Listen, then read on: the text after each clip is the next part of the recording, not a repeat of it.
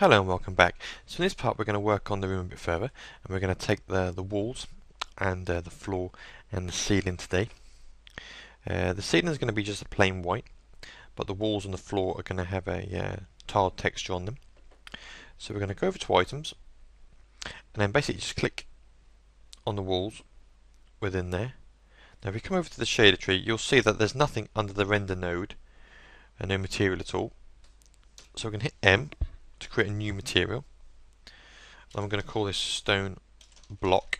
Now you can call it what item it is, like you could call it wall, but it's sometimes good to actually get in the habit of actually calling your material names what the actual material is. So when we come to doing the chrome, we're going to have quite a bit of chrome.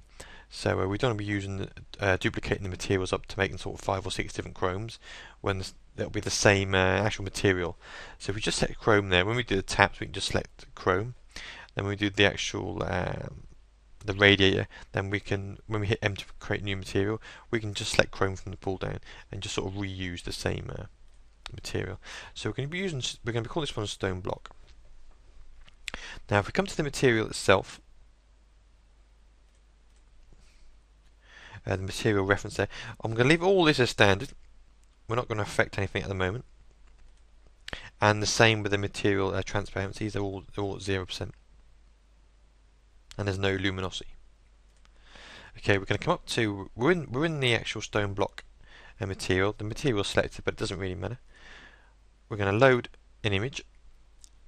This recent is just basically gives you a list of things you've done recently. So if you haven't, this is the first time you've done this, you probably won't see it there. You might have to come down to image map and do load image. Now within your textures, you'll see I've given you 2 stone textures here. This is like a diffuse map, like a color map. And this is the bump map. Now if I hover over this, you'll see the dimensions of this is 11,500 pixels per 3,200. Now this is a commercially bought texture from Arrowway textures. Now I suggest just go to Arrowway's, just Google Arrowway and look at their textures, because they've got some fantastic textures. Now I've spoken to the guy who actually runs this, and he's given me access to redistribute a 1K version. So your version, when you look at it, won't say 11,000 pixels, it will say just 1,000 pixels. And the ones I've given you are for educational purposes only, so you can't really use them outside, you shouldn't use them outside of the actual tutorial you're following now. But if you do want to use a high res version like I'm going to, just hop over to Arrowway and just see what they've got to offer, because you can buy them in packs. I think the stone textures come to about $65, but there probably is like 50 textures in there, all with bump maps and specular maps, etc. But you can also buy textures individually for a few bucks. So I would suggest check out Arrowway and see what they've got to offer. So anyway, we're going to load in the diffuse, and then you'll see it pop on there. Now I'm going to just put hold on the render for now, just so we can speed up the rest of it. If you come down here to the, we'll go to a perspective, you'll see the tiles are massive, and there's no UV map specifying where the faces should go in relation to the actual image. So you can see here where this face has come up to this vertical part there, that's basically just spreaded this last row of pixels up there and up there, etc.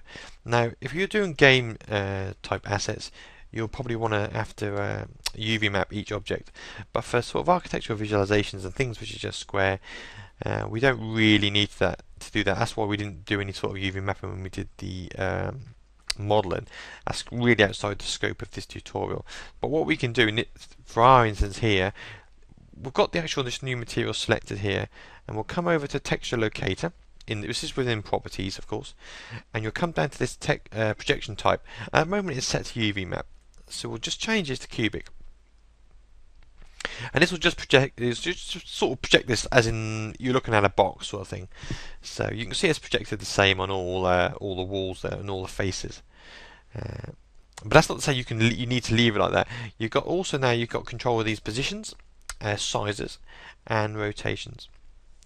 Okay, so we're going to change some of these now. Now, you haven't got to have the same in each one also. So for the size in the X, I'm going to stick in 6 meters. And straight away you'll see us pull these ones 6 times. So I've got, basically what I'm trying to get here is I'm trying to get different, using the same texture, I'm trying to get different blocks on the floor, which is going to be more of a square block, and a sort of a rectangular type block on the back wall there.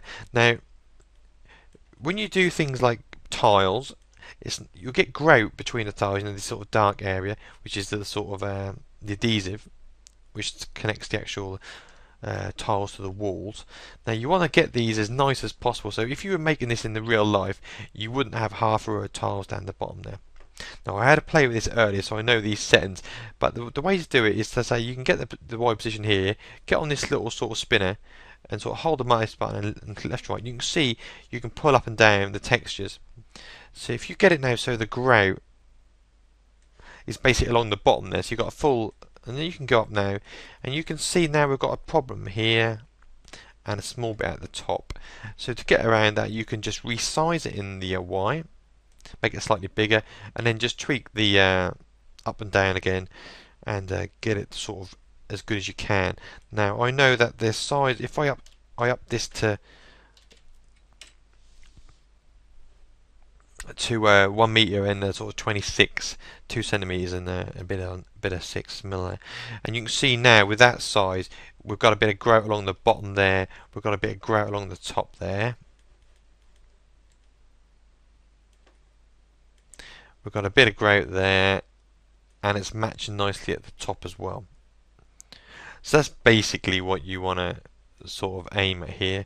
Now I tweaked this a bit more, I went 69.3, but and that basically got it pretty much on the money there. You can still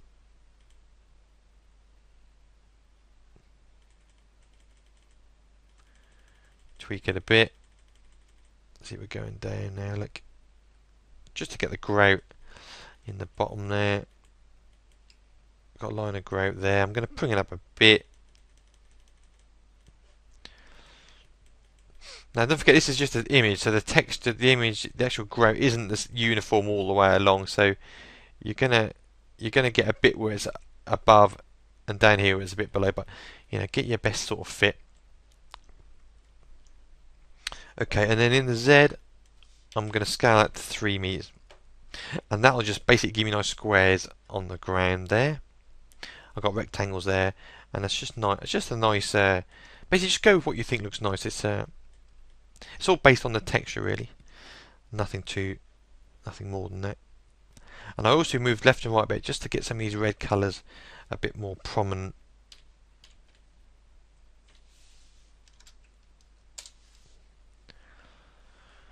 So I've got a nice red within the shot there, because these are sort of different patterned textures. Now also, if we do a render now, and I'll unhold that,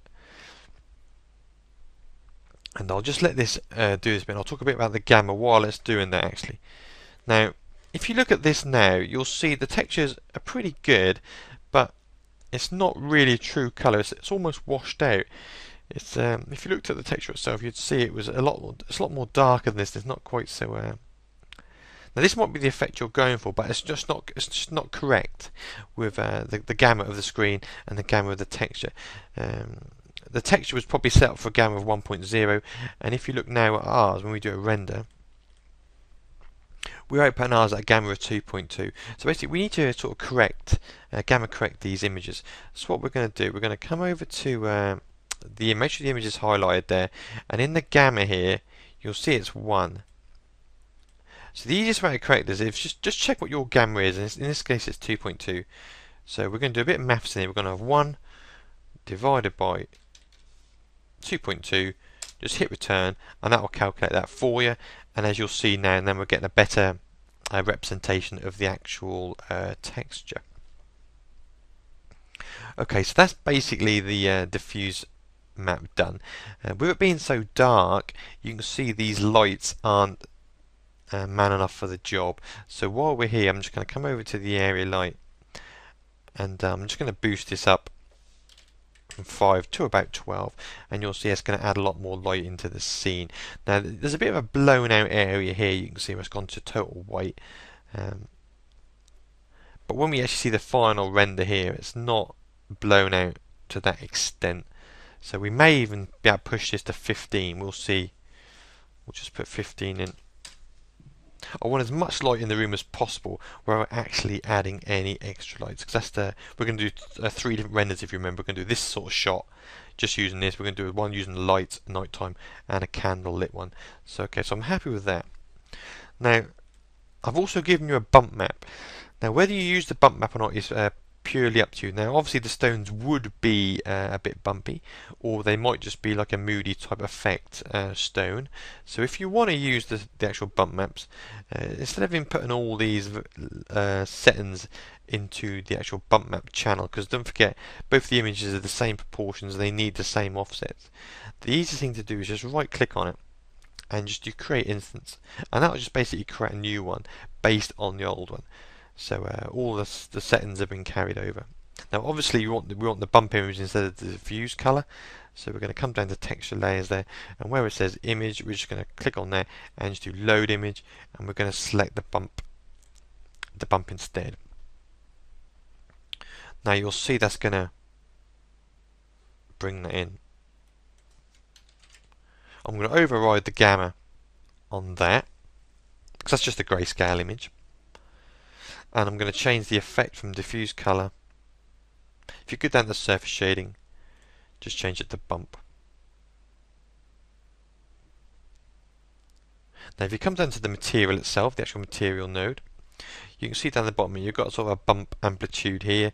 Now this is how sort of excessive it is. Now 5mm, basically I just want a little bit basically, so I'm going to bring it down to 2 and maybe even 1.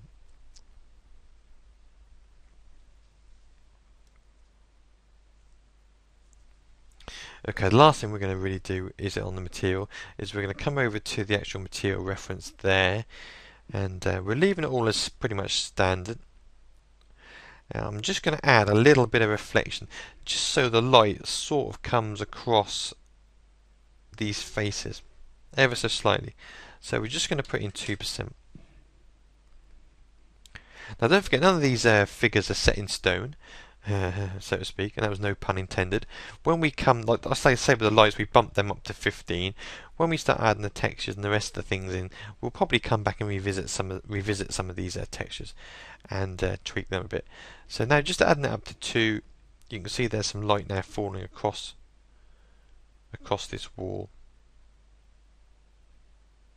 Even though these tiles wouldn't really be reflective in any way, it's sometimes nice just to add a bit of a artistic license, but we'll see how it pans out. It might be the case that we just cut this back to 0 totally. Okay, now I said the actual roof here is not going to be tiled. That's going to be a sort of a more of a whitewashed painted sort of ceiling. But when we selected it using the items, it obviously selects all the polys which are sort of pertaining to that object, in this case the room block.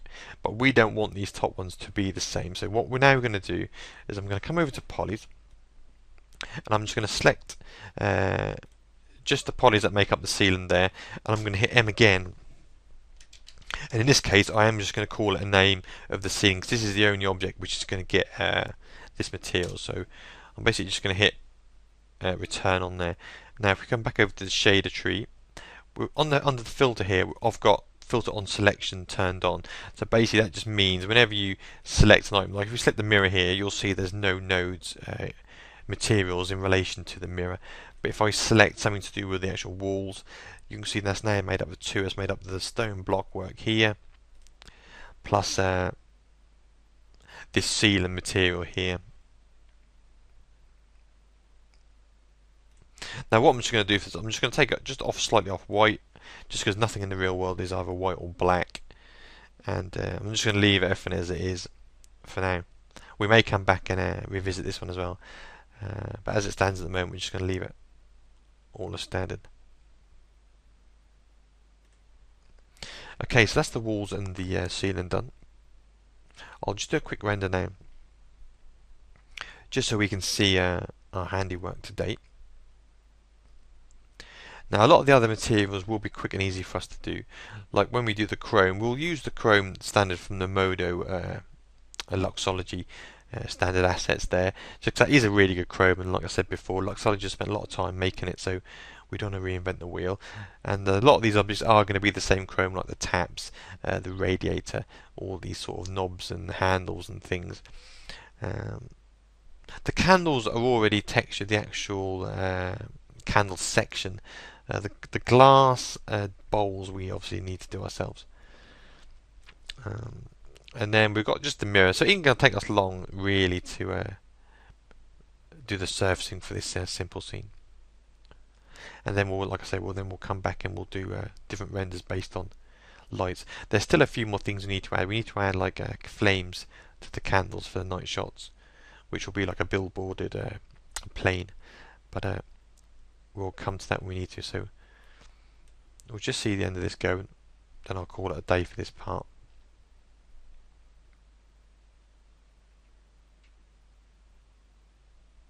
Now I'm running an i7 quad-core processor here, and it's overclocked to about 3.8, I think. Nothing too drastic, up from the standard 3.4. So it is it's got 8 cores, we know, with the virtual hyper-threaded cores, so that is pretty speedy.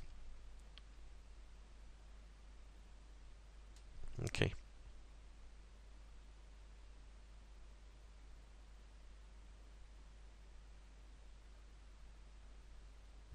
So as you can see, it is pretty quick, and the modo renderer does do a pretty good job when it comes to the rendering. We also do another tutorial series using the Maxwell render, which is a unbiased renderer, third-party renderer, which I would say gives unprecedented results compared to the modo one. There's nothing to match it, in my opinion.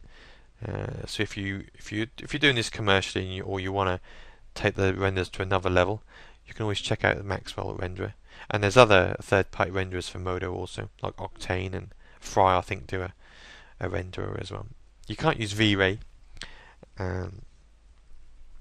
yet for modo, but like I say, Maxwell's probably even better than V-Ray in my opinion. So check out Maxwell if you're interested in taking renders further. So this is nearly done now. Adding this white up here has boosted the actual light within the scene obviously a lot, because it's a brighter area than the walls. Okay, so there's our walls and our ceiling done. When we come back in the next part, we'll do all the sort of porcelainy sort of plastic areas, like the bidet and the toilet, the sink and the bathtub. So I'll see you back for that part, so bye for now.